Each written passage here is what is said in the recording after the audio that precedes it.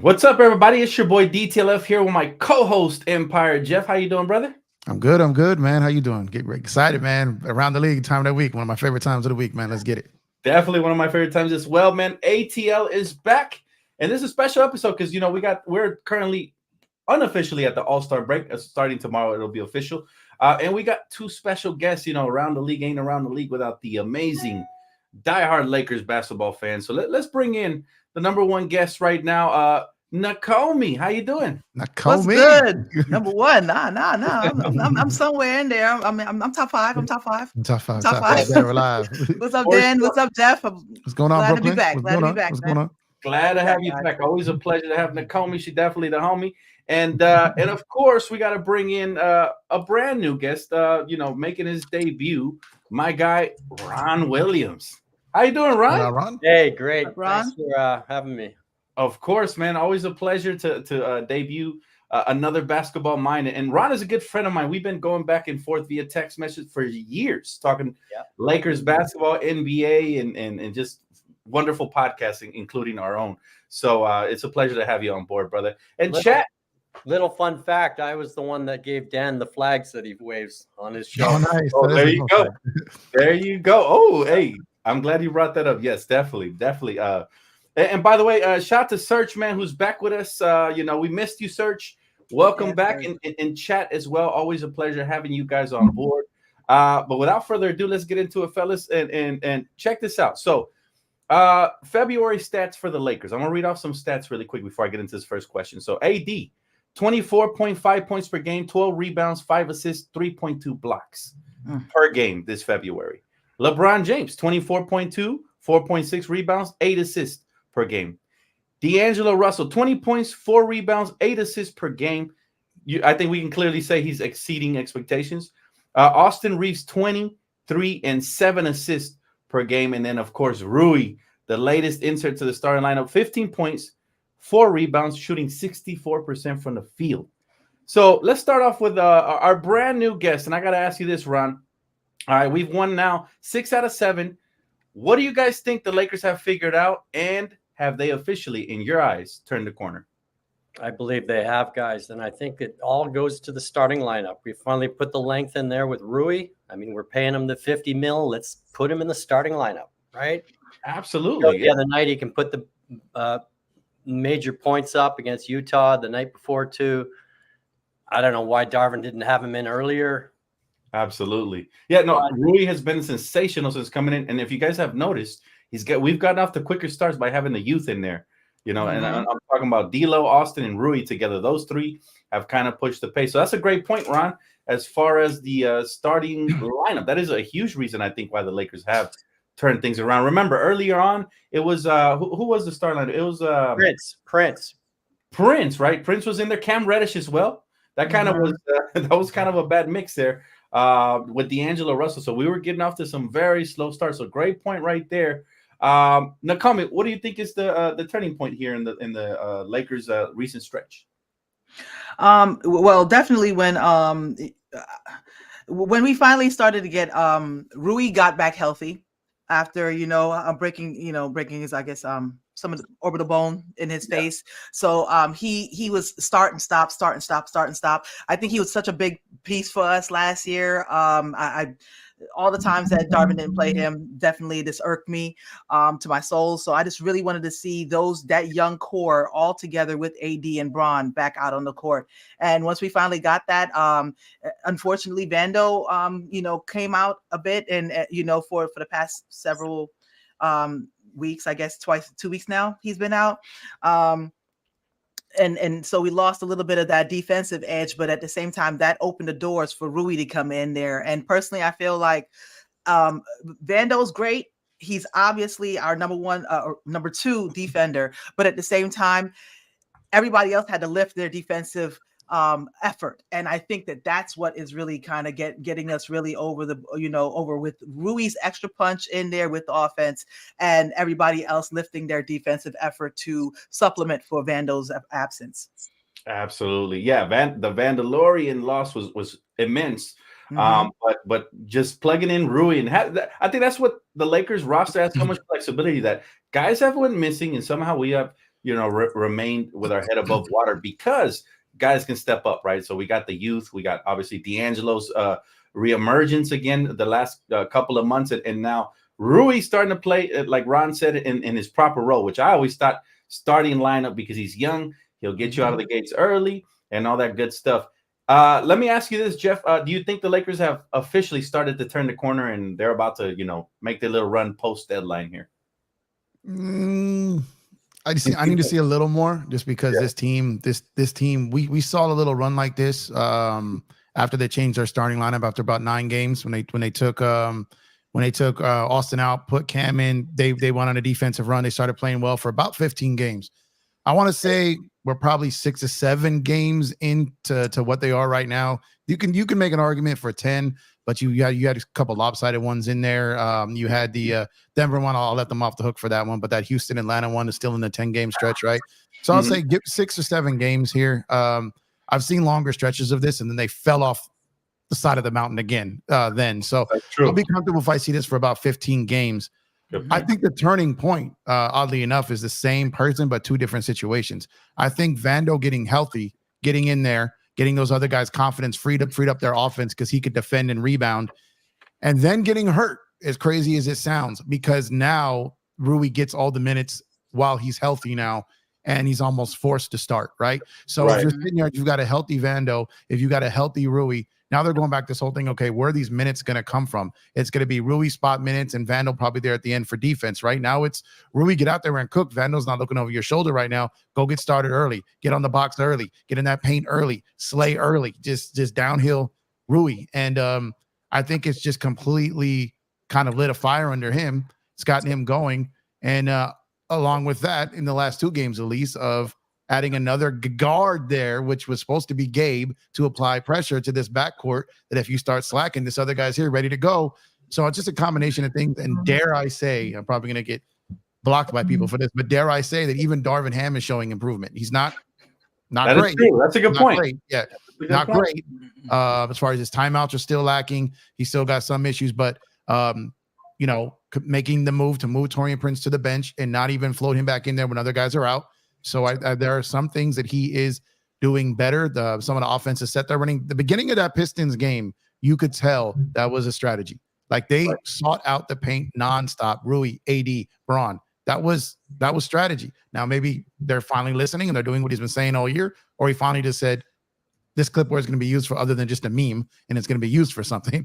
And those combinations are kind of. But Dan, give me 15 games of this, and I'll feel a lot more confident about them turning a corner. That's fair. That's fair as heck, man. Honestly, I don't think anybody should be confident just now because you never know if when we start up again the second half of or should I say the final stretch of the season, if they kind of come out lackadaisical again, because it is going to be an 8-day period of no basketball, right? We don't know what it looks like when it comes back. But I will say you guys all made very good points. My thing, I think when the Lakers started to switch things around was when we went through some injuries. As a result, D'Angelo also had to, take over more of the ball handling guard duties once he got reinserted into the starting lineup. When he did that and started playing more freely, and credit to him, I criticized him for going on his podcast, but credit to him because he mentioned he wanted to play more with the ball in his hands, and he has made the most of it, right? Now, I got to ask you this, Nakomi. Is this the best stretch we have seen of D'Angelo Russell's career right now? I'd say it is. I think he definitely scored more when he was with Brooklyn. Right. But I think I would say that he's coming into his own due to the fact that he can actually play alongside 2 other people with really big gravity, and not just basically get lost in the sauce and just take whatever they could take. He's actually being aggressive. From the beginning of the year, I said if he could stay aggressive like this, yes, and if the team can continue to share the ball, then we look really good. We look like no one's gonna know where to go, who to guard. So I think that he is. I mean, what is he? 30? I guess 28. He's 28. He's not even 30 yet. That's right. Yeah. No, AD's 30. Yeah. So he's pretty much in his physical prime. He's healthy. He's able to not just basically only get points when he's the only person on the floor or the best person on the floor, but he's actually also doing it alongside two great players while distributing amazingly, while putting the ball where everybody on the team wants it. You know what I mean? He understands. They got the chemistry going. So I think definitely D'Lo is playing some really, really good basketball. And if it wasn't for his contract being the tradable contract, I would be like they crazy for even thinking about getting rid of him right now. I mean, not saying he's going to be a lifer, but if it ain't broke, you know? Right. Well, you know what? To your point, D'Angelo's playing like an all-star right now. Can we all agree that, panel? D'Angelo's playing like an all-star. Like I said, 20 points, 8 assists per game is above where I had him. I had him at about 18 this season, right? So, he's playing over my expectations now. And then, him and Austin just look like a very formidable duo in the backcourt, right? A lot of people said it wouldn't work because they don't play much defense. Now, I got to ask you this, Ron. What do you think of the latest acquisition, Spencer Dinwiddie? How do you feel he's fit so far in his first couple of games? Oh, I like it a lot. He's an LA boy. His parents were there the other night against Detroit. Yeah. He seems like he's really added a lot of skill, veteran leadership, and backup for D'Lo. Take the pressure off of D'Lo so he can even be more free. And then, of course, Gabe is a no-show. Like, we don't know when he's going to ever come back, if he does, in fact. So that was a great move. And Rob pulled another one out of his hat at trade deadline, and give him credit because this is a big acquisition heading into the playoffs, because our biggest adversary right now is Denver. We can't get by Denver. They got our number, right? So what are we going to do to beat them? Well, we got to get healthy. One, we got to get everybody on the same page, on a string, as Bron likes to say, defensively. And we got to get back to our in-season type focus in the playoffs. And hopefully we won't be too bad a seeding when we get there. Absolutely. And yeah, man, health has been such a key this season. And if we can get it during the final stretch of the season, which we're about to head in after All-Star break, that'll be huge, right? If you notice, historically, the LeBron teams with the Lakers, we've dealt through some injuries throughout the course of the season, but we've been lucky enough to get healthy at the right times, especially in that bubble run, right? That bubble run, people forget, we were at one point the best team in the NBA. And then we went through some injuries. We started falling down the Western Conference standings a little bit. And then the bubble happened, right? Where there was a basketball hiatus and everything just froze. And that kind of bought us a little bit of time to heal and recover. And we went down the final stretch. We were healthy for the most part. And that's how that led to a title. So hopefully, I love the fact that the All-Star weekend, there's more time in between, right? Between, All-Star and the break. So that definitely helps teams like the Lakers that are recouping and recovering. So great points, Ron, on that. Jeff, Spencer Dinwiddie, I know you got to see him play here locally growing up. How you feel about his fit with the Lakers? I love it. It was free 99. Like for everything that Ron said, and basically, like a veteran guy. I like that he's a guy that can score. He can get assists. He's stronger than people think. He can defend when he chooses to. So it's I love the fit, and it kind of explains a lot of things have come out in the last couple of days as to why the Lakers stood pat at the trade deadline. I don't know what questions you have, so I'm gonna hold off on diving too deep into that. But a lot of it kind of makes clear now. So I'll start with that. I could talk on that because we're talking about Dinwiddie. Along the process of them talking with Brooklyn, it's no coincidence that the two teams the Lakers were talking with also were involved in a trade for Spencer Dinwiddie, right? Toronto and Brooklyn. So somewhere along the way, Rob Pelinka or Rich Paul got wind that the deal was going to happen and Spence was going to get waived. So they backed out of almost just about every deal there. They had a couple of the deals they could have done, and they basically said, we get it for free and keep all of our assets. So it's kind of basically what happened. They got wind. This deal's about to happen. They knew there was 2 games left for him to play, and there's like $1.5 million bonus. Makes no sense for Toronto to pay that. So he was going to become available. Local kid, basically probably had D'Lo back channel that, basically knew they were going to get him, and basically just lined up from there. So the fact that he's here now, like I said, he can score, he can get assists, he can get rebound when he wants. He's a bigger guard. He's a stronger guard than people think. He can get to the cup with power with either hand. He gets more flushes on people than people think too. Like, he's a really solid player. Like I said, we're going to get to see him maybe catch a body or two, Jeff. Here. Yeah, you will. I'm telling you, you will. He's got a couple already this season. Like I've seen him play for like a long time. He's just a different type of dude. But he is if that's your backup point guard And then you've got him out there. And if, like Ron says, when Gabe comes back, and when Gabe, even though he's back, can crack a rotation, then you got like an offense and a guy who could compete on defense on your bench, and Gabe who can go over those picks, be a little bit of a dog, and kind of a little bit more the point of attack guy. So now you have that in the starting lineup, kind of as far as two different styles of play, and you have two different styles of play off the bench, and then you got the young buck and Max Christie. So I like our guard rotation now. It's really solid, is it not? It's kind of well versed. We got the offensive scoring power, and now we got a little bit of defense mixed in there as well. Like I was telling you guys before we went on the live stream, I was pleasantly surprised with his defense. Like I've watched Spencer Dinwiddie from afar on League Pass here and there, but never really fully paid attention to his full game. And he's already had a couple of steals both games. That he debuted with the Lakers, and he's only going to get better as he gets more comfortable on both ends of the floor. But I like him. Can I add one more point? He also has familiarity with Rui from Washington, so it seems like that almost created some camaraderie that boosted Rui's game a little bit, if I want to say. Yeah, and D'Angelo Russell from the Brooklyn Nets days. Yeah, exactly. I'm hoping it does for Christian Wood because he played with him in Dallas, right? So it's like I said, that's why he's played with multiple guys on his team already. Yeah. So it's nice when chemistry gets flowing like that, and guys start connecting, chemistry gets better, and it results into more winning for surely.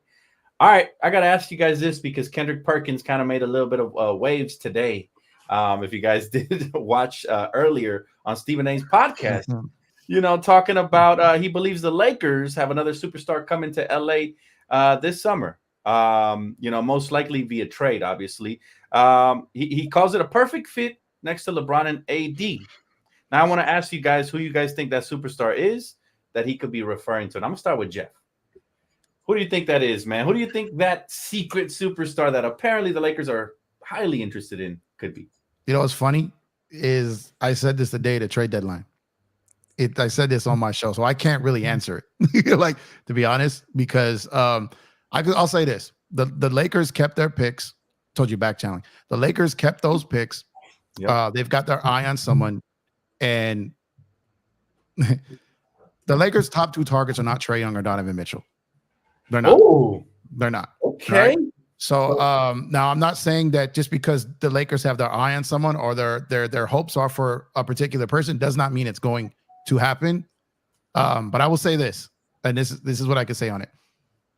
Who said that today, Dan? That was Kendrick Perkins. Okay. Kendrick Perkins said that today, right? Yeah. What team does he work for? I'm sorry? What team does he work for? He's on ESPN, but he works for a team too. He does pregame, halftime, postgame. Wait, I'm not aware of this. What team is it? Boston Celtics. Oh, really? Yeah, I didn't know that. So if there's a locker room and there's players that Kendrick Perkins has a pulse of and checks into on the regular, there's also a player on that team who's got a very interesting extension coming up this summer. Right. So okay. Okay. So we're obviously it's all hearsay for now. It's all pure speculation. We're going off of what Perkins says. Perkins, like I said, even a broken clock can be right, twice a day. So Perkins has been wrong many a times. However, he is well connected. Like my guy Jeff said, he's well connected. I didn't know he worked for the Celtics. I really don't watch the network like that. But I'll tell you, as far as that goes, that's interesting. That's intriguing, Jeff. You kind of made me raise two eyebrows there. Nakomi, do you have any guesses of who this player could be potentially? He made me raise about three eyebrows. If I had a third one to raise, I would have raised it just now. I think I know who you're talking about, Jeff. But at the same time, I'm not completely sure. At the same time, if I were to pick anybody, honestly, I would have probably picked Trae Young. I'm not great at this. I'm not like Dan Stradamus. I usually get when I think stuff like that, I don't usually I need to see it before I could say, okay, yeah. But as far as, and I was kind of looking through the different who's available in a couple of years or who's going to be, expiring contracts and stuff like that. So I was like, I can see. I think I'd rather Donovan Mitchell than Trae Young. I think I could kind of go back and forth with that. I feel Dan was talking about on his show the Steph Curry part, and I was just like, don't know. that right there is, to me, is I can't see it. I can't Right, see right, that. right. You know what I mean? I don't see him. I don't see him wearing another jersey. But at the same time, if I had to say anybody, I probably would go with either. I would rather Kyrie Irving, because basically we wouldn't have to have him too long, so we probably wouldn't have to give up as much. Right. But at the same time, the Mavs owner is not going to let that happen, because he's a hater. So it is what it is. Let him sit there with his one championship, and we could basically look at all of it. We could just have all of ours right behind us. I would probably say Donovan would be the one that I would look forward to the most. Well, no. Sorry. Trey would be the one I would look forward the most to, because I feel like in the playoffs he wants that smoke.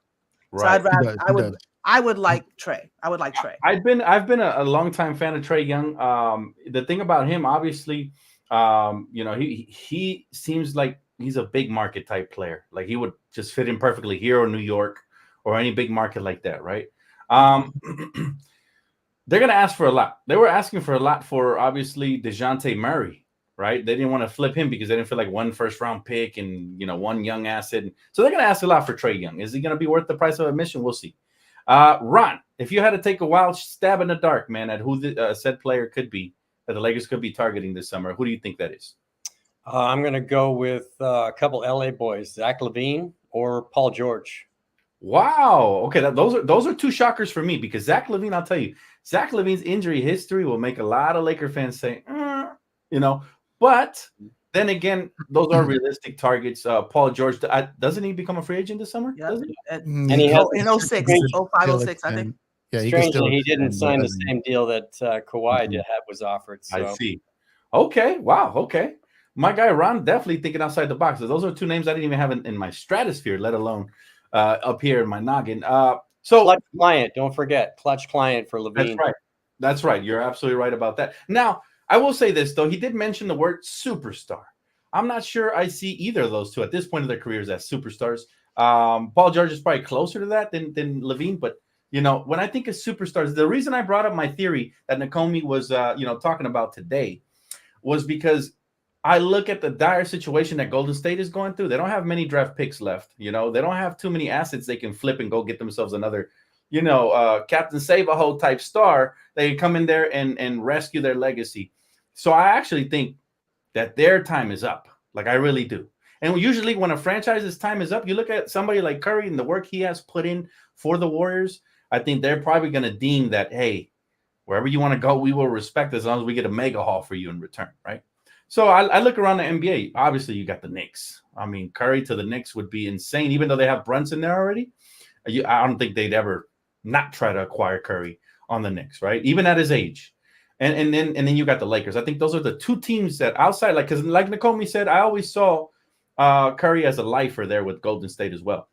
However, if there was two teams that I think could get their hands on him, it would be the Lakers and the Knicks, in my opinion. And so that's why but this is definitely a reach. It's definitely a way outside the box. And the only reason I brought that up is because they had conversation for LeBron, right? They opened up dialogue, meaning they involved Clutch and LeBron in the decision of if he wanted to play with Curry in Golden State. Yeah. But if you guys go ahead. My bad, Jeff. No, I just wanted to, Jeff, Dan. I want to say big head, so it's no. I will say this. I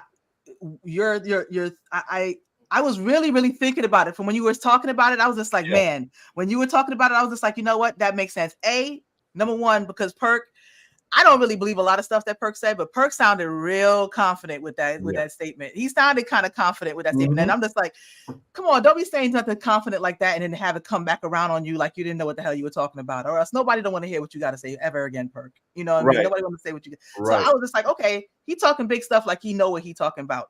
And with that being said, and like you said, superstar, there's maybe two of them in the league. I mean, people that I would put in that level, and I'd like to believe. I mean, maybe it might be hyperbole that he's trying to boost it up. Oh yeah, they could be just a star, but he's saying superstar. Right. You know what I mean?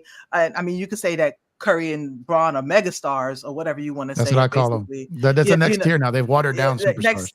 Exactly. Superstar. Everybody who, somebody who made the All-Star game 3 times is a superstar. You know what I mean? So, but so with that being said, I definitely say that there's a lot of validity to your argument, Dan. So, and I didn't mean to basically jump all over your your answer. It just I was trying to run through people that I was thinking about, and yours came up in my mind too. No, definitely. There's not too many superstars in our minds, right? Can we agree with that panel? There's not a lot of superstars out there in basketball. There's maybe like 5 to 7 max. There's a lot of sort of stars, but not superstars.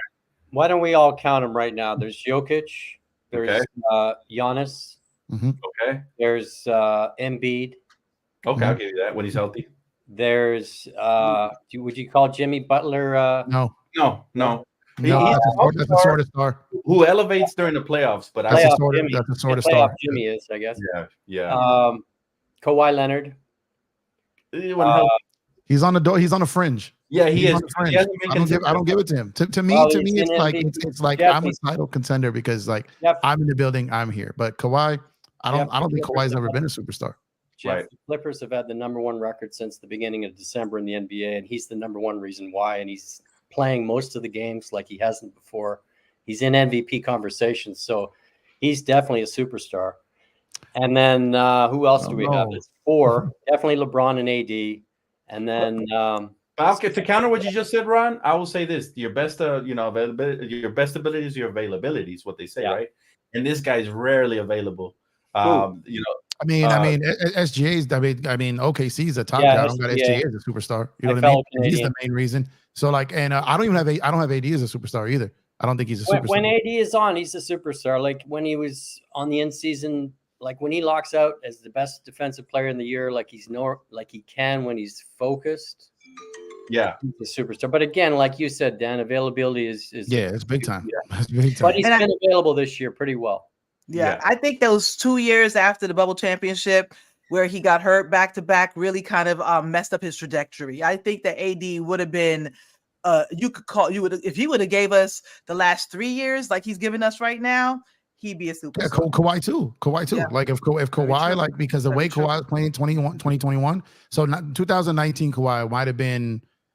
I mean, and then 2020, right? And then 2021, he gets hurt. All of 2022 out. So AD and I kind of linked them together in that, like they were on the fringe, and then both kind of because of their back-to-back seasons fell off it. But it's all objective, right? I think the narrative changed on AD after he got destroyed by Jokic in the Western Conference Finals. Because before that, he was trending up to the best big man in the league. We were legit saying that the way he was playing, right? So I will agree with Ron on this one. I do believe he's a superstar when healthy, absolutely. But just getting off topic, can we all agree that Jokic is the best player in the world and Denver is definitely the odds-on favorite to win the title again this year? I disagree there, Ron. I will tell you why. I like Jokic. He's a great player. He's a superstar for sure. I believe they were just a product of convenience last season. Like there was a lot of things that could have went wrong for them that went right, and vice versa. There was a lot of things that could have went right for some teams that went wrong towards the end. That kind of propelled them to that. I'd have to see it again to believe that they're the best team. They got our number, and I agree with that. They definitely have our number, and that's one of our biggest hurdles. That's finals against Boston. I'm going hardest matchup. They have that's the hardest matchup.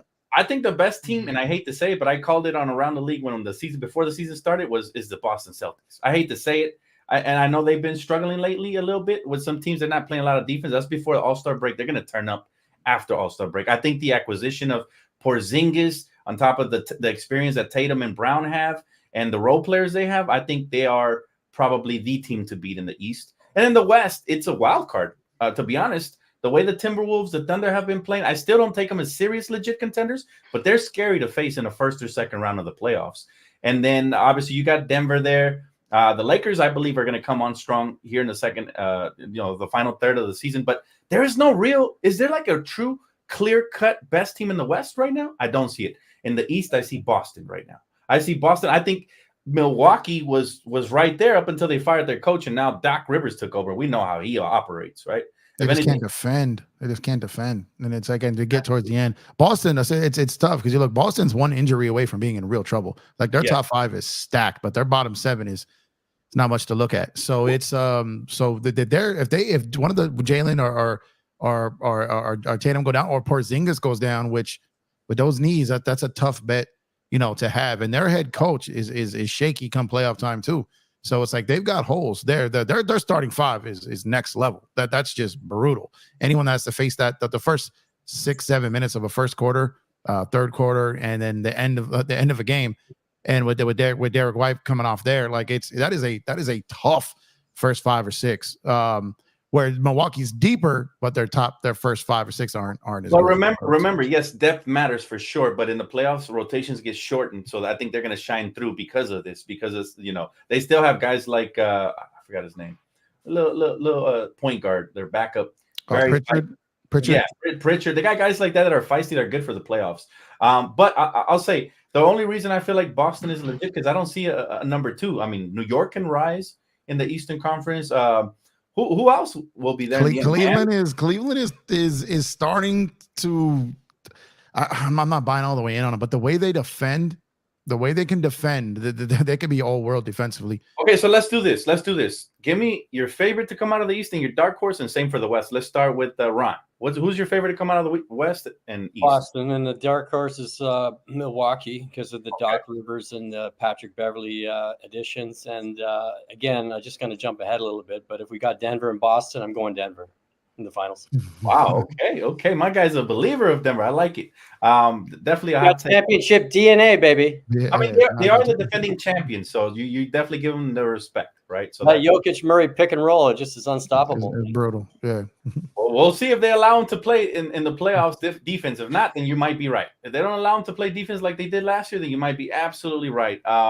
Okay, so those are 2 good picks. Now, let me ask you, Nakomi, who do you like, West and East, favorites and dark horses?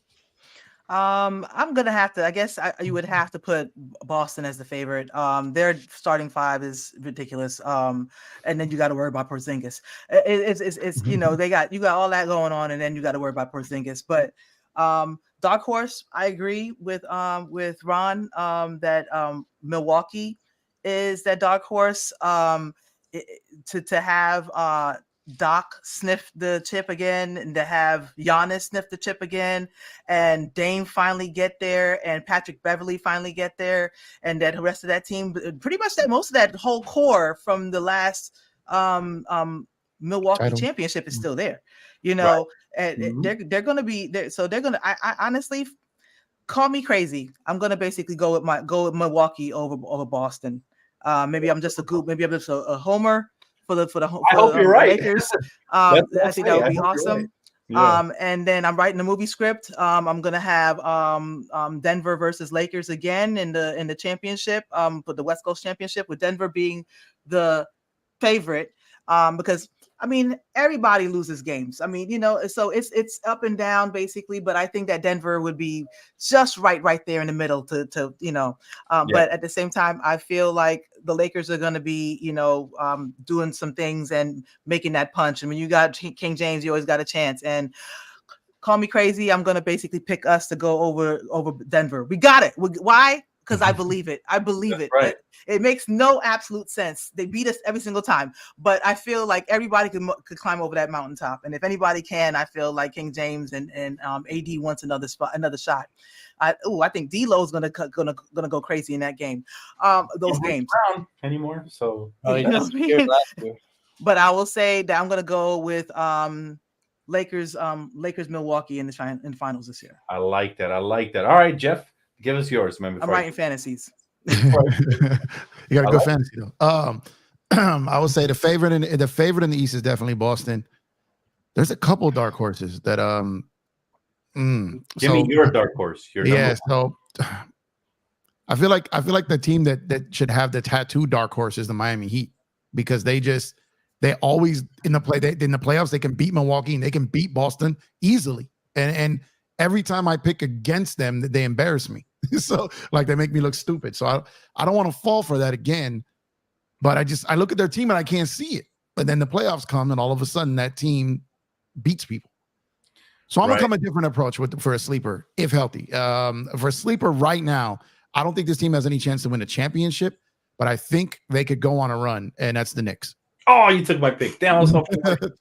That's the Knicks. Only because those guys, OG was a major part of why Toronto gave Boston all those fits. Now he's a Knick. Yep. All those pieces they got there.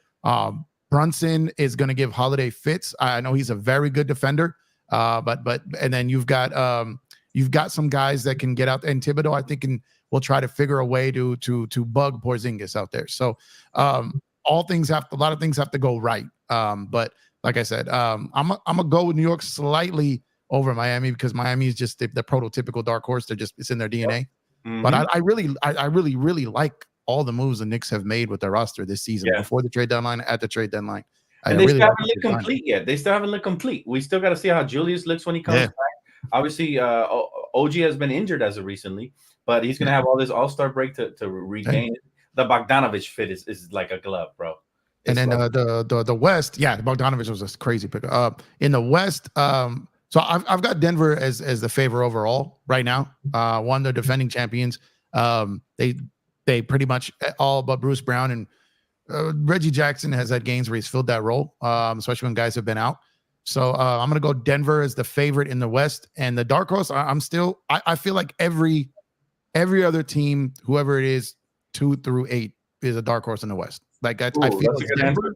I feel it's Denver and then everyone else.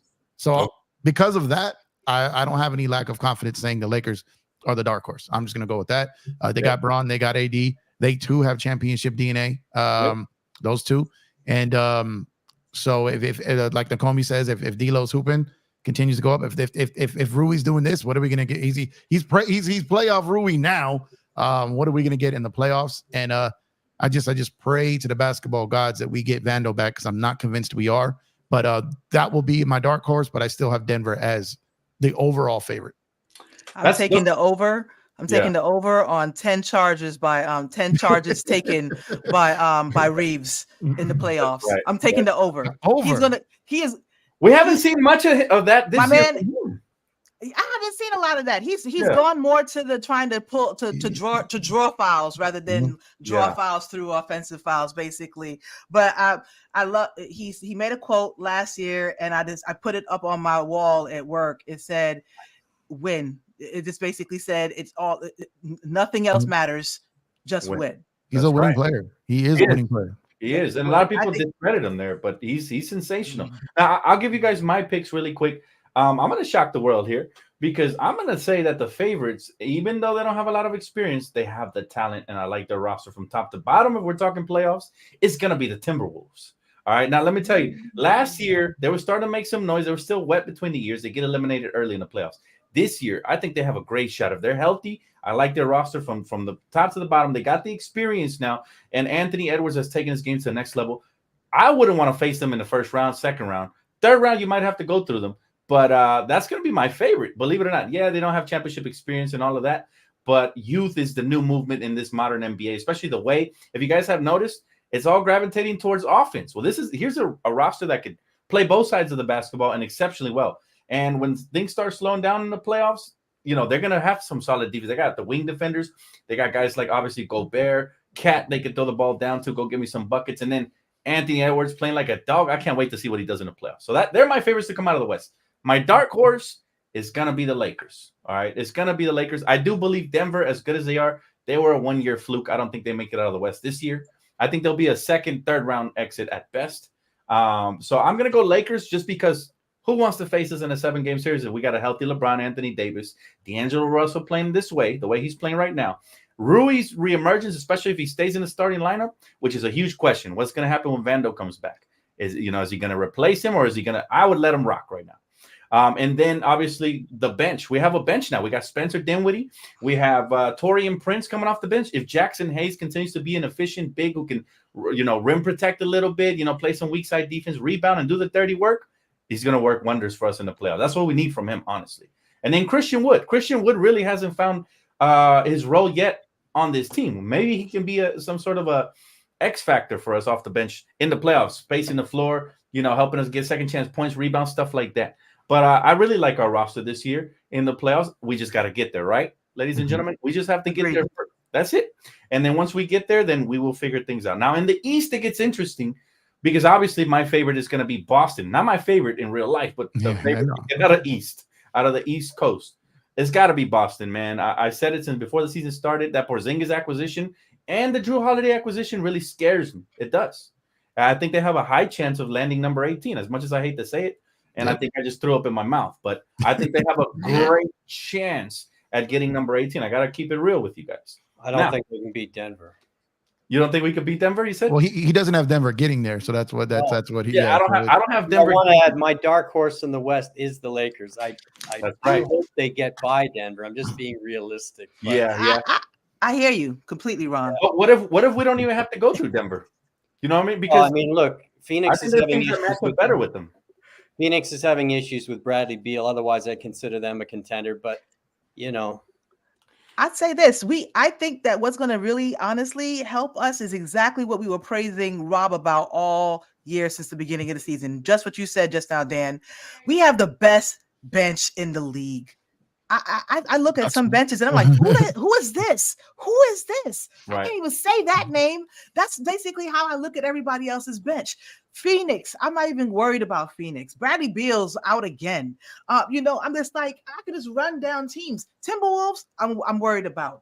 The Clippers, I'm kind of worried about because Kawhi has an ab issue.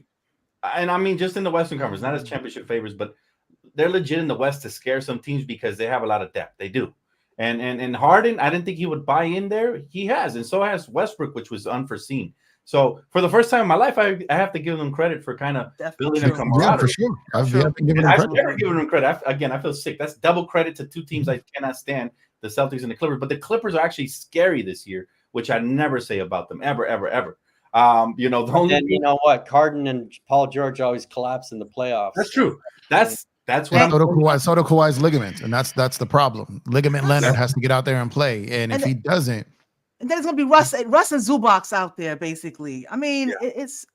Don't get me wrong. I fear the Clippers this year. Don't get me wrong. I fear the Clippers this year. They are absolutely legit, completely legit, with one of the best coaches in the league. At the same time, they have a lot of people in that team. I don't know. There's a lot of people who basically want to call themselves playoff, whatever. But at the same time, it's just like, whatever. The West, Palmdale P. Yeah, the West is scary because teams that weren't supposed to be at the top by this time of the year are the Thunder, the Timberwolves, teams like that. So the West is very scary. We honestly don't know what's going to happen in the early round. There could be surprises all across the board. I don't remember whose podcast. I think it was Gilbert Arenas' podcast who said that, if the Lakers and the Warriors get into the playoffs, they could easily upset a top 2 seed, right? Yes. So like last year. Last year. Yeah. Same thing. I think what Memphis was 2, Kings were 3rd. They both went out in round 1 because they played the veteran teams. So it's like the youth will get you through the regular season because they take it serious.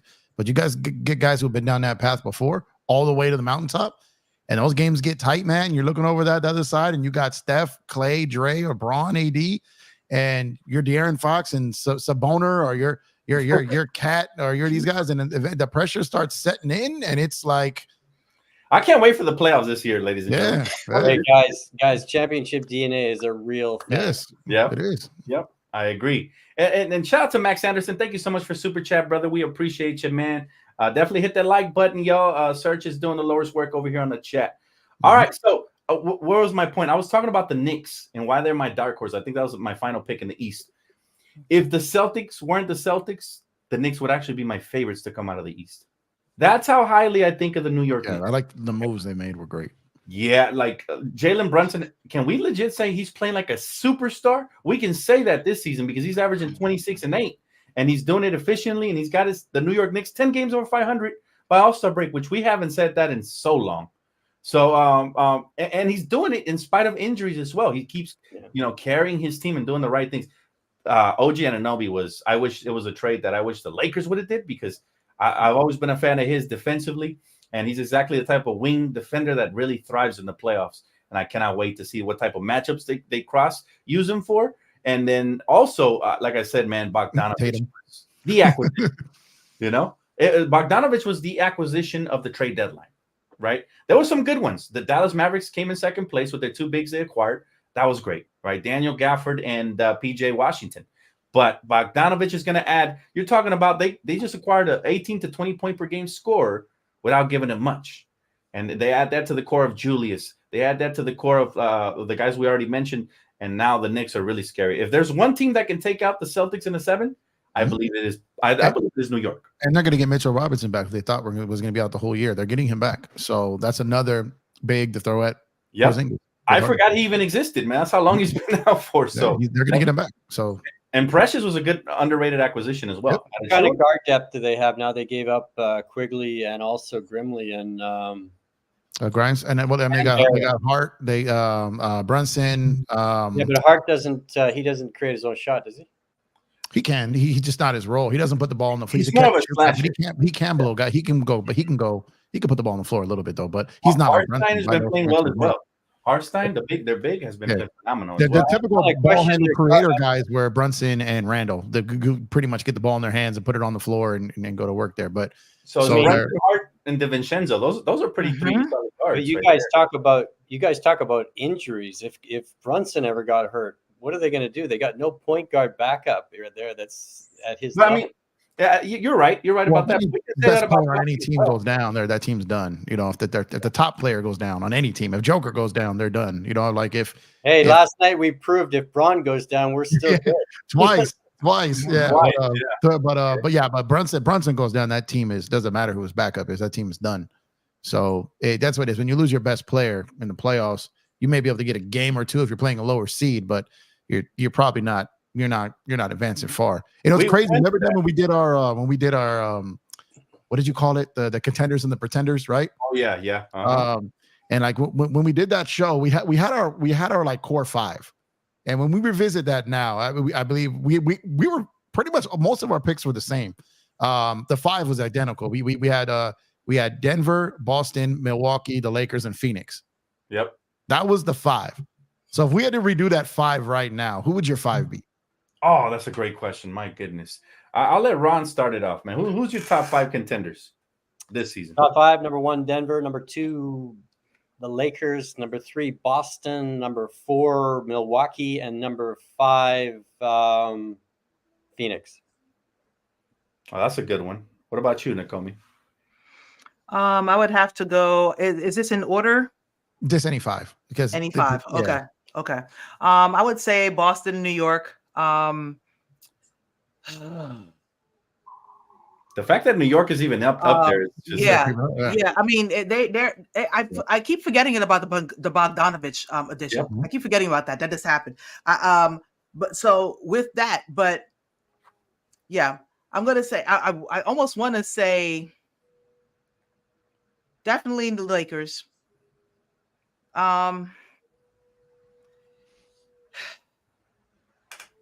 The Nuggets. And the last one, I guess, would be is that 4 or 5? I think that's 4. I think that's 4. Last one. Do we lose Ron here? Sorry. I'm gonna say the Bucks. I wanted to say I just feel like the Thunder is too young. They're too young yet. So I pretty much I'm kind of like baked. So I've got, so to me it's Boston, it's Denver. I'm gonna put the Lakers in there because they got to the Western Conference Final last year. I think they're better than last year, and like I said, I think they could beat anyone in the West. Denver is the only team I look at. I'm like, man, that's gonna be tough. And then that's where it gets tough for me.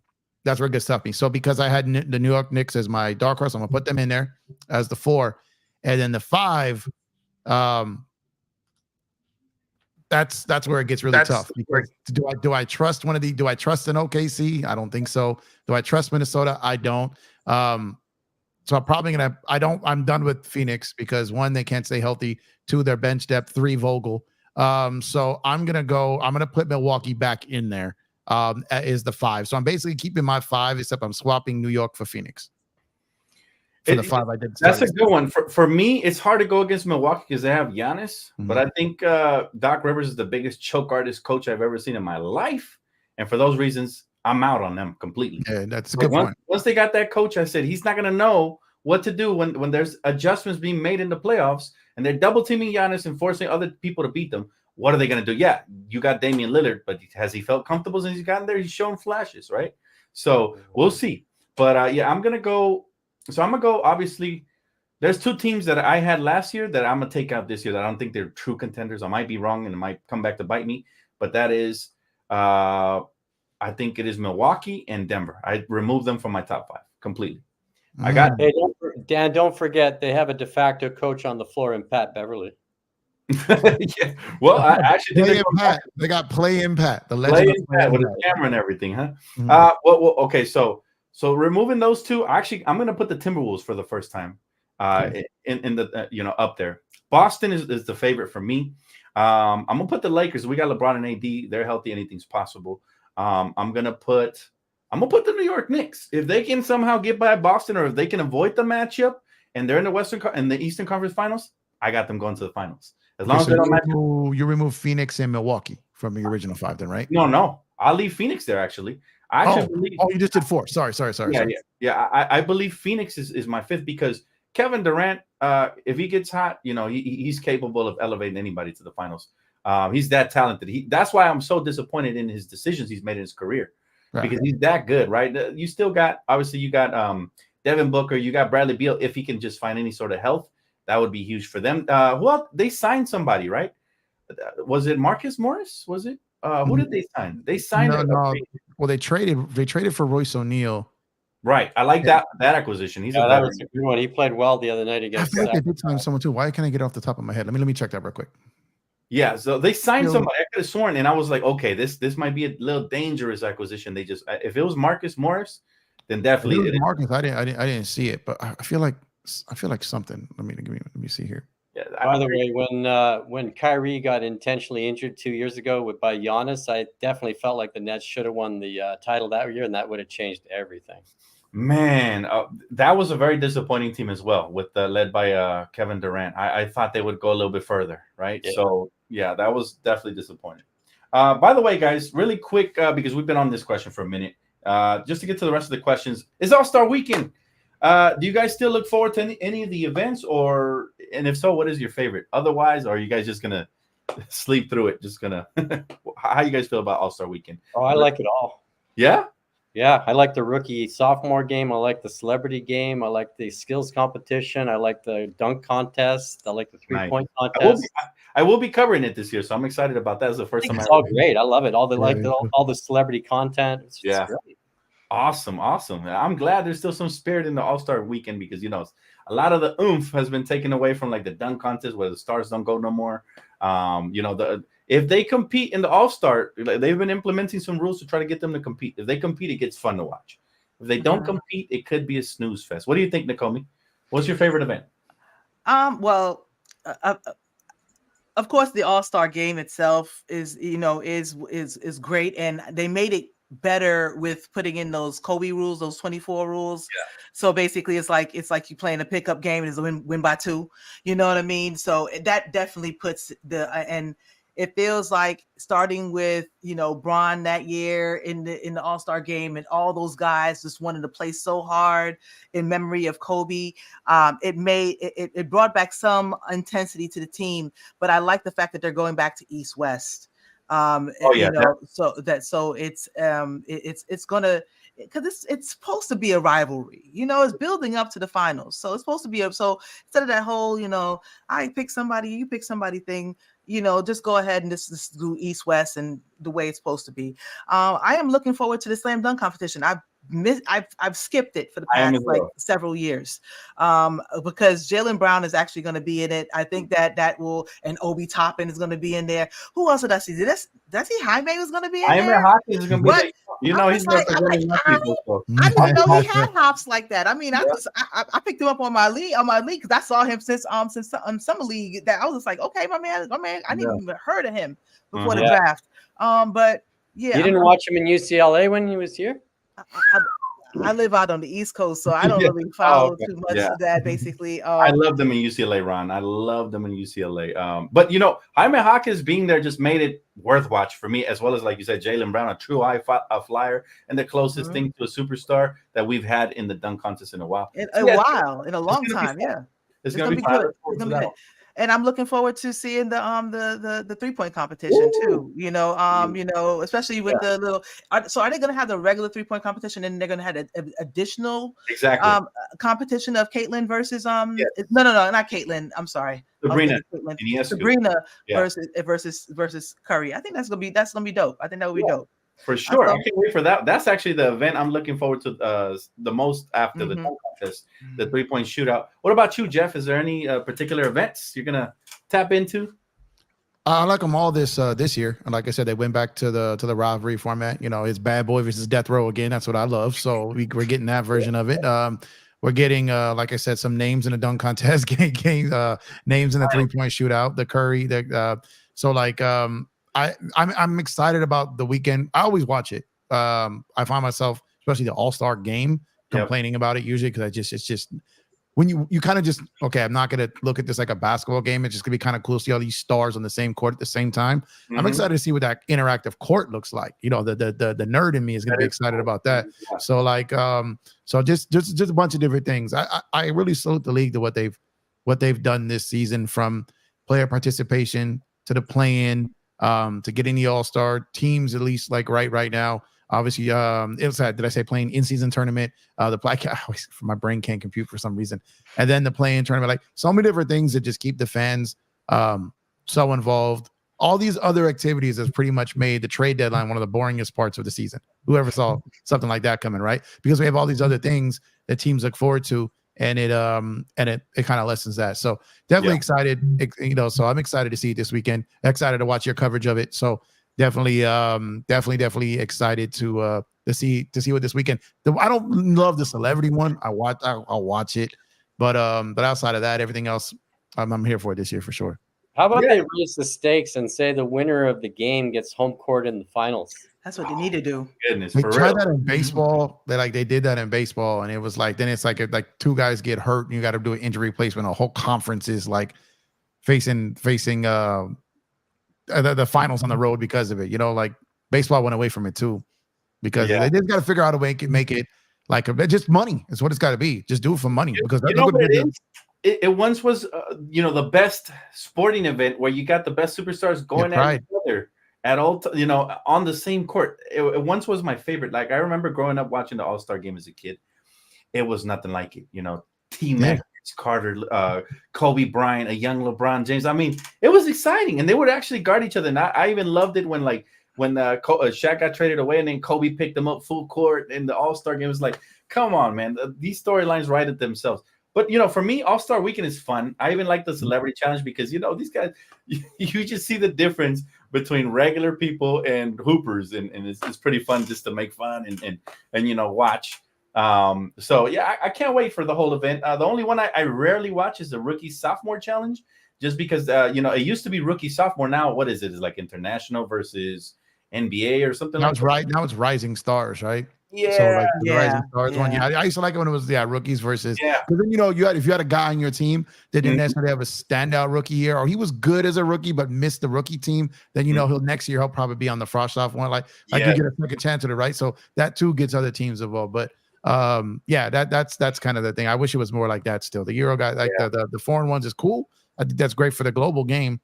Yeah. But I miss the old format of that one. I do. Yeah. Hey, Jeff, I got a question for you. What is the rule with home court advantage in the finals? I'm not clear on that. The rule? The finals. How did they determine who gets the home court? Is it based on record during the regular? Overall? Yeah, it'll be overall record. So conference obviously gets. Sorry about that. Best record in the NBA gets best remaining record in the NBA. So let's say whoever finishes number 1 in the West loses, but the second seed in the West still has a better record than whoever comes out of the East. Then they still have home court advantage. So you don't have to finish. It's not just because you finish first. You know what I mean? Then it goes. So it's like you could have finished third, but the team that's in the finals is 8th on the other side. Now that doesn't always matter because where they are seated doesn't necessarily mean record. So it's going to be your overall record. But couldn't you argue that the Western Conference is a tougher conference, and that's you can, but they won't. They don't look at it like that, unfortunately. I think it's the best way with record, because when it was division and all this, it was kind of confusing, for the fans to really see who was going to be. And thank God they went away from the 2-3-2. Yeah, the 2-3-2 I hate it too, because if that road team got one win on the road in the first 2 games, the pressure of that team to get one in the other team's building. So that's fine. If you go up 2-0, you could have came back 3-2, right? And that team only has to get one more in your building. So it's like it wasn't fair to the home team at that point. They were Right. trying to limit travel, East Coast or West Coast, but travel was so different back then. Now these dudes are Yeah. chilling in the air in hotels, right? So Everything's 2-2, better. 1-1-1. Yeah. Everything has gotten easier and better. I love the fact they got rid of division titles and all of that, and just made it just West. So yeah, everything's better. All right, I got a quick question for you guys though. The Orlando Magic recently hung Shaq's jersey from the rafters, so congratulations to Shaq. Yeah, let me get it. Hold on. There you go. Big Diesel. It's about time. It's about time. But however, there was a public debate whether Dwight Howard should have been up there as well, or even before Shaq. Definitely, he should be up there. I mean, yeah, he might as well be. Anthony Hardaway should be up there too. Yeah. I mean, he should have been up there. Should have been up there before Shaq, and he should definitely be up. The Shaq should have been up there. But they both should be up there. I agree with Nakomi. Anthony Hardaway should be up there too. What's up with these front office falling asleep on records and stuff like that? Because it's ridiculous. Like these are the players that were actually stars for your team and elevated. Yeah, built your franchise. Yeah, Built the franchise. Built it. So what about Denver giving? What about Denver giving Jokic Carmelo that one hurt. number? That one hurt me. Like, why would you do that? That's so like that. That's a big red flag for me. Like if I'm a free agent, right, and I'm thinking of making history. And why would I go to your franchise if you're might give away my number if I ever get traded or anything? You know what I mean? So these should be major factors for free agents that are looking to go play. Plus, why do you want to play in Denver anyways? But many different things should factor into that. And for reference, Dwight Howard, had 3 Defensive Player of the Year awards, and Shaq had none in Orlando, right? Neither won a championship there, but Dwight had 6 All-NBA teams, and Shaq only had 4 in Orlando. And also, Dwight had 6 NBA All-Star appearances to Shaq's 4, and still no Dwight in the rafters. Yeah, so he just played there longer. Both made one final appearance too, so they're equal. Yeah. I mean, there's Dwight on his longevity of staying there. He requested a trade, right? So that's part of it. Shaq left in free agency, so they still both left them. So if you're going to be sour over one of them, you'd argue they should probably be more mad at Shaq, because who knows what that franchise would be like had he stayed, right? It seems like when you force a trade, it creates a real stain on your legacy, and they try to pay you back by not giving you the But Shaq left and they got nothing. You know what I mean? Yeah. I think the term. I agree with you 100%. But I'm saying their train of thought that organization has been weird for a very long time. Let's just leave it at that. But they both belong up there. Like I said, Penny Hardaway. There's probably There's probably some other players. Like at some point, because you don't have a bunch of them up there, right? Like T-Mac, right? T-Mac. I was like, T-Mac was there, yeah. Like you got T-Mac up there. Obviously, like Grant Hill's was a Hall of Fame talent. It might at some point, just on his play in Detroit alone. Is that point like, are you Miami that you're just going to if a guy makes a Hall of Fame and he played for your team, you're just going to retire the jersey? That's the point. That's the point. It's a recruiting pitch for players. Yeah. It's like, look at all the jerseys hanging from the rafters. Would you like to be next up there?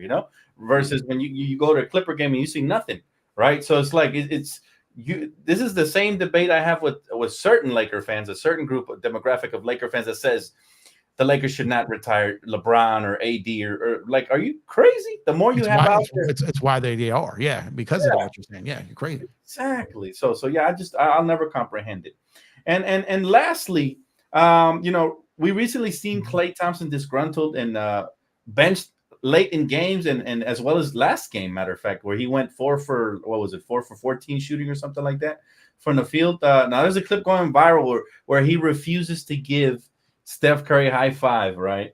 Do you guys think there's something to that? Maybe Klay Thompson going to another team this summer, or like I said, my ultimate theory. Do you guys think there's something to the Warriors breaking up soon, or nothing to it, based on what's going on this season? And I'll start with Ron. Go ahead, Ron. Say that again, Dan. Do you think there's anything to the Warriors breaking up potentially starting this summer, or do you think they're going to remain and retire together, the trilogy of Draymond, Klay Thompson, and Curry? I think they're going to retire together. They're going to give Klay a 4-year deal like they did Draymond. You think so? Yeah.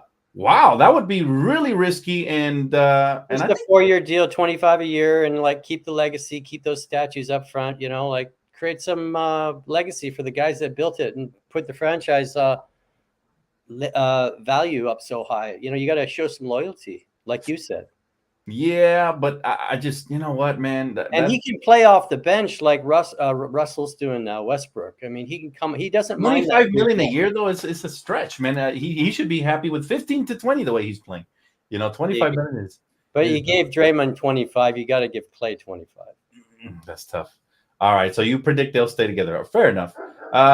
Jeff, what is your prediction? They stay together. But I think it's about 15 mil a year. I think he gets text less because he can't defend like he used to. Draymond can still defend, and Draymond is basically the point for Draymond's ability to get the ball to Steph is still tremendous value.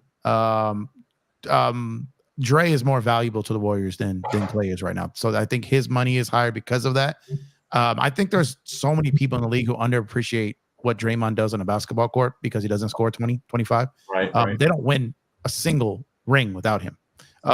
True. So Clay, I think they come back, and there's a lot of reasons why I believe that, but I think he comes back. I think it's less than Draymond. I think he's about 15 per for the reasons I mentioned, and just for the simple fact is one that they still sell out. Like that team has a ton of money that they're spending, but they make a ton of money, so they're not messing with that model. And then if you got Clay, who knows, you can't move it later, whatever. But I think for the reason, I think they're trying to take a page out of the Laker book and taking care of their dynasty players, because in their heart of hearts, they want to build another one and they want that next guy to look at them.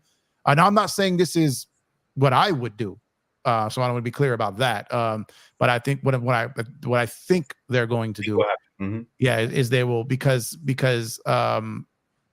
I said, that they're going to be, they offered him 2 years, roughly 47 million, I think, in the offseason, and he turned it down.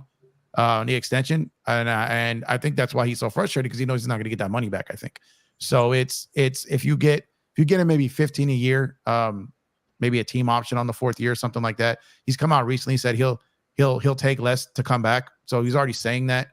So when you're negotiating through the media, that's wild, right? So but yeah, so I think they come back. I don't think they blow it up. I think Steph. I don't know if all 3 of them retire Warrior, but I think Steph does. And outside of that, like I said, that brand new arena, they just print money up there. I don't see them. Same reason why LeBron still means so much to the Lakers, even probably up to 42 years old. That if he's still about it, and it's still because the amount of money, the box office portion of it, and to a lot of these owners, winning isn't the only thing. Matter of fact, it's hardly the main thing sometimes. So box office wise is why I think they keep it all together. Yeah, okay. And I'm going to add to that, Jeff, that's why the Lakers are definitely going to get Bronny in next season to keep LeBron there. Very possible. They'll figure it out. Trust me. They'll figure out how to get Bronny. Well, that leads into what Marcus Gutierrez is asking here. Thanks so much for Super Chat, bro. He said, how much stock do you put in LeBron going to a team that Bronny is drafted to? And anybody can go, man. Whoever wants it. I'm going to start on this one and say, look, Rob Pelinka was at the first game at USC on Bronny came back from his heart condition. And he's eyeing to get him in there. Even if we had to give up Max Christie, he's coming. And we're getting Bronny somehow or another. And LeBron's staying here, and it's going to be a whole lot of fun seeing Griffey and Griffey Jr. on the floor. I don't see ourselves as a legacy franchise. I think the Lakers already told LeBron during this trade deadline, listen, we operate how we see fit. If your son Bronny falls into a 2-way contract, we'll take him. If he does not, and you want to go, then go. That's what I personally think the Lakers should do. I don't think they will. Like, you guys are right. Maybe they look to appease LeBron, and like you said, if they have to trade Max Christie, I'm gonna be upset, because this isn't the LeBrons. We're the Lakers. We should operate in whatever is in our best interest moving forward. I know a lot of player fans would love to have LeBron and Bronny, but what has Bronny really shown? Hey, Dan, just like Thanasis in Milwaukee. I don't like that. Milwaukee ain't winning a chip without Giannis. That's at his peak. That's at his peak, though. That's at his peak. Ain't winning a chip without Bron. I think they'd put LeBron's puppy on the floor if they got him at 27. You know what I mean? Like, you know what I mean? But Bron at 39, which is like, Bron is going to do what Brady did. He's going to 45 the way he's at. No, he could. Easy. He's not gonna leave until that scoring record is as far as it was for Kareem when Kareem basically left it. People thought that it was impossible. That's where LeBron's gonna leave it. Guys, how about this notion? Both his boys on the floor at the same time with him. Yeah, it's possible. And so I'll touch on this next. Possible, but should it be done? No. So what I'm saying, it's possible, but it on the floor. And then have all the ball boys on the other team. Bron does a rehab assignment in the G League. like my thing is this. I believe the Lakers will try. I think they will try to make him happy. I think they will try, as they've done with everything.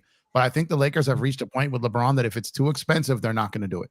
So if Rob can get one of his boys to draft him, to take him off the market, so someone else doesn't draft him and hold him for ransom over the Lakers, like I could totally see the Clippers trying to snatch him up. I could totally see Dallas trying to snatch him up. So if Rob can get one of his partners, because believe it or not, like he has a lot more people around the league that he actually rocks with than not. That's a false narrative. But outside of that, I think people are forgetting the second part of this story. People are holding on to the first narrative, but they're not holding on to the second one. This was the first time. Like everyone's convinced that Bron's going to the Knicks. The same thing happened when the All-Star game was in Cleveland a couple of years ago. Same thing happened. He's going back to the Cavs. He's not going to extend. He's over it. But pushing P, capital P, all the stuff he was saying, right? Then he extends, right? If they don't make a trade, he's going to the Knicks. He's going to the Knicks. He's going to the Knicks, right? So we've been here. We've done this before. The first part of it, he said that it was his dream to go wherever Bronny is. That's the first thing he said. Then he walked that back a couple months later. No one's covering this part of it. He walked it back and said, whoa, I just meant to be on the same floor, even if he's on another team. Maybe that's my dream, but doesn't mean that it's his. Maybe Bronny doesn't want to be on a team with his father, right? Let me ask you this. Do you think he walked it back because the Lakers flexed their muscle and said, listen, you might have gotten away with murder in Cleveland. You didn't get away with it in Miami, and you damn sure ain't getting away with it with the Lakers. Look, at the end of the day, we got to get our soul back, guys. At some point, we have to operate like a franchise that cares about the franchise moving forward. Ain't no way in hell we should take Bronny with a first-round pick. He hasn't proven first-round pick numbers yet. He looks like he needs to stay a couple years in college and continue to develop, because maybe it could be because of his heart condition. I'm not saying that he sucks or anything, but we haven't seen enough of a sample size where we could truly say he's a top 30 pick in the NBA. Yeah, as of right now, he's nothing. I don't even know if he's a second-round pick yet. I do know he's not. He's not. And I think I'd like to believe in my fantasy world. I mean, yes, LeBron is a very, very, imposing figure. And I'm sure, not saying he's any type of harassing way in his family, but I'm sure that if he says something, they will take his lead. But I'd like to believe that Bronny at least might have said, hey, Dad, I actually feel like I might want to stay here and get as much as I can out of this. I'd like to believe that Bronny has been around the league enough to know there's levels to this shit. You know what I mean? And to authentically be able to grade yourself. Hey, Shaq's kids had to grade themselves. Jordan's kids had to grade themselves sooner or later to realize there's levels to this. And I mean, I could push for it and try to maybe, push as best as I can, but there's going to be sooner or later. He's gotten as far as he can.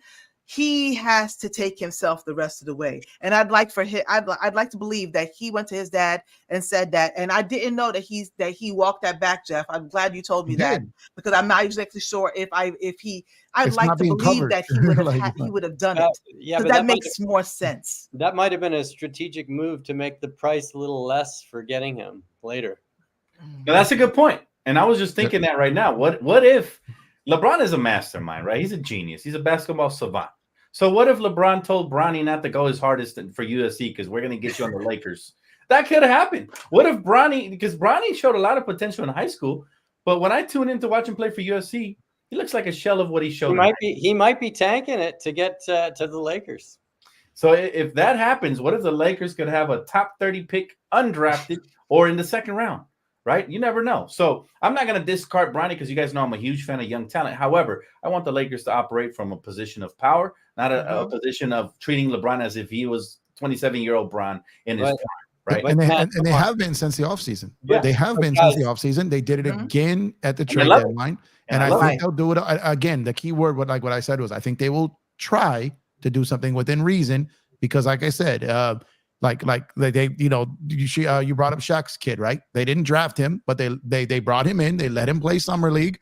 They let him play preseason. Like I could see so the Lakers do but Shaq also was basically saying, look, you're either good enough or you're not. I'm not making calls around the league for you. You need to earn this. Like, he doesn't give his kids anything. He makes them earn everything, which I respect that, So it's like where whereas, but it could be also Bronny. Like, look, Dad, when you're done with this league, I don't want to be punished for, you know, like what if some guy you got traded 3 times because of GM somewhere? What if like maybe Bronny really does want to come out and like Nakomi says, like if he's measuring himself, does he want to go? If he goes into the league, he's going to get embarrassed right now.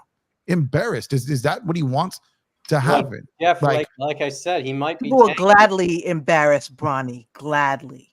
That's what I'm saying. But the tanking thing I don't buy, because look, why would LeBron purposely tell his kid to tank?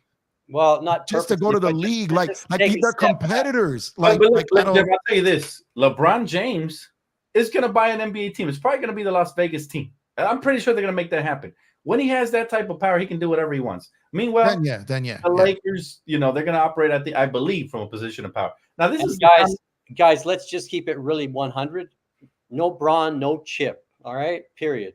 Well, we know that 100%. That's absolutely true, but that has nothing to do with Bronny. Well, if Bronny is the main force in next season, we need Bronny. So let's get him. The thing is, the main force in next season is $52 million. Yeah, I think people need to remember that. Yeah, I dare him to opt out of that and go find anywhere near that money elsewhere. I dare him. I mean, he probably could get it. Where 50 mil? Nowhere that matters. Whoever, if he can get it elsewhere, then why not take a pay cut to help the Lakers stay competitive? That's the point. You know, if he can just take a pay cut elsewhere, why not take a pay cut to stay here? And then maybe we can go and bring Bronny as favorite to him. But there has to be some give back in order. They're going to try, but they're not going to give away unprotected first round picks for him. Like, I don't. Unless, like I said, I give him Jalen Hood-Schifino for Bronny right now.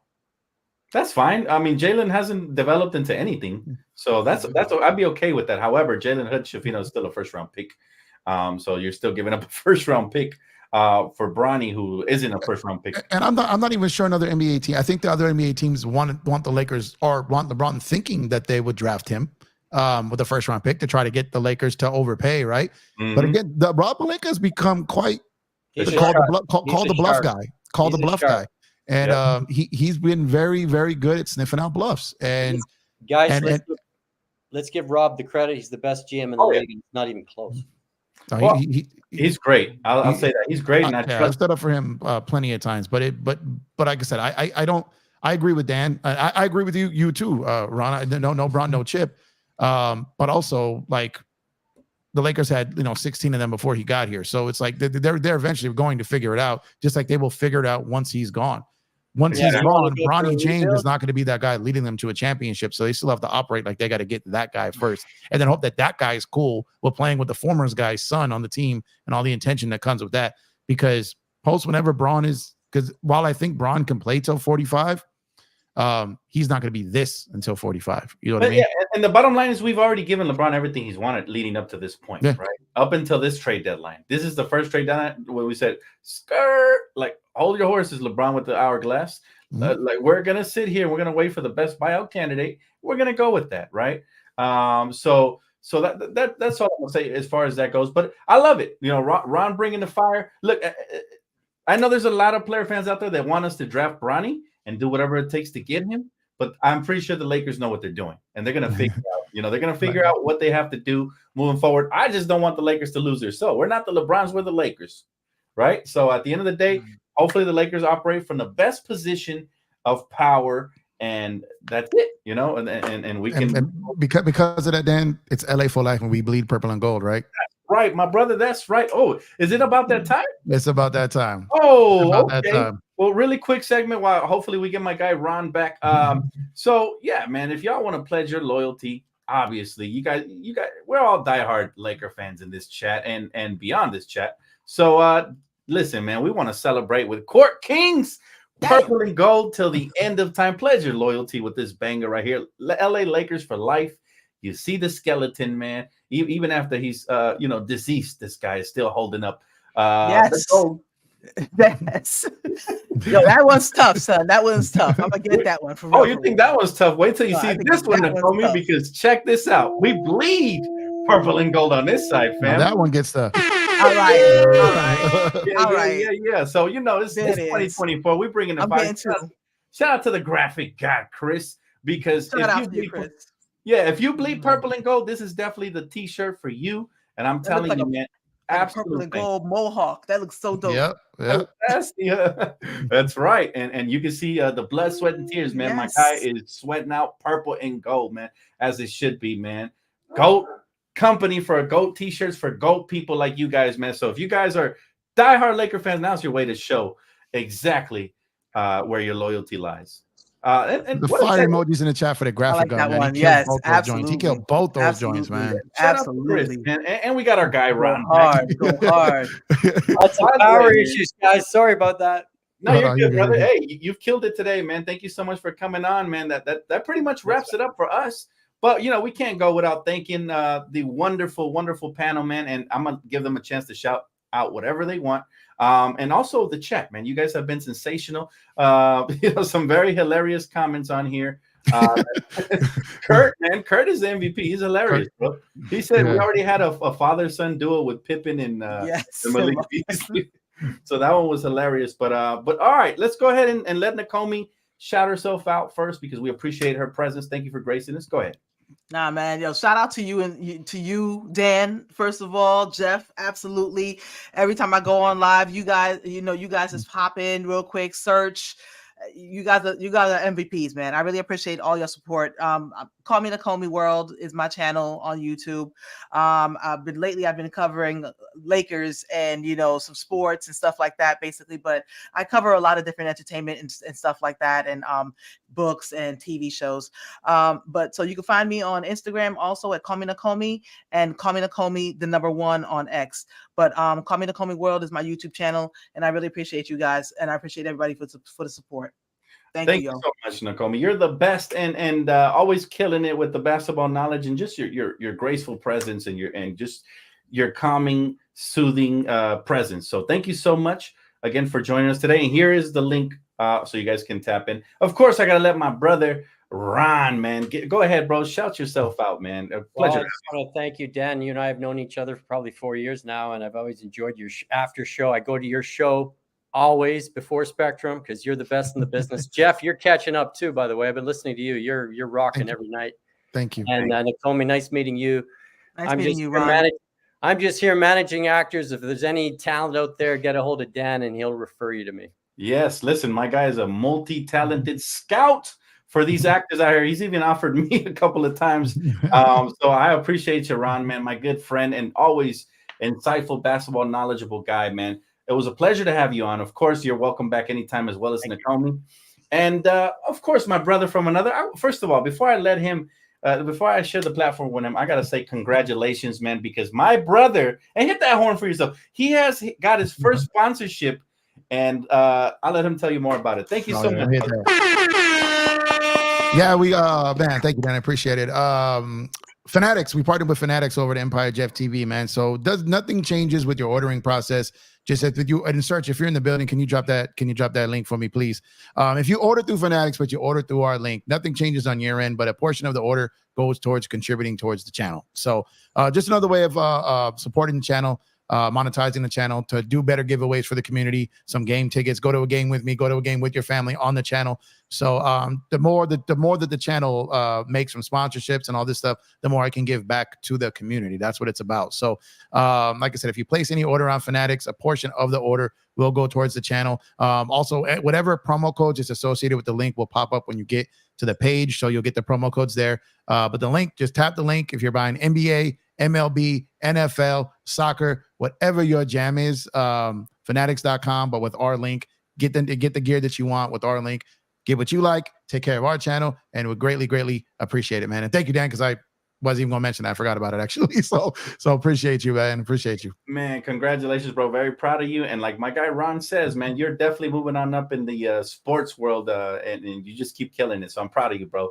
And thank you, man. Out that DTLF tree, man. You know what it is, man. So it's all you, man. It's all you. Hey, listen, guys. Thank you guys again very, very much. It was a pleasure. Another classic episode of Around the League. And we're going to be here for you guys hopefully next week if everything goes according to plan. But thank you guys again. Chat, best chat in the world. Search, we salute you, my friend. Thank you for always posting the links and all that good stuff. Hopefully you guys have a great All-Star weekend and enjoy the rest of your day. All right. Take it easy, everybody. I better see you guys in Have the a good one, Combs chat, guys. unless you're from Portland, because we don't want to see you over there. So Yes, go sub to Nakomi. Appreciate you, Blazer. Thank